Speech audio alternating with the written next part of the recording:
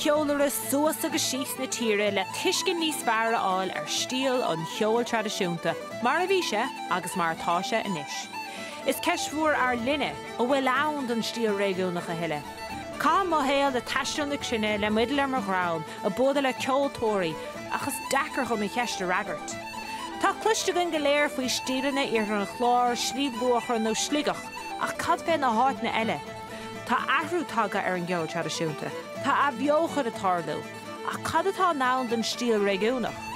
Tarigí lom go ngeomid amach agus sin a ceolaireacht.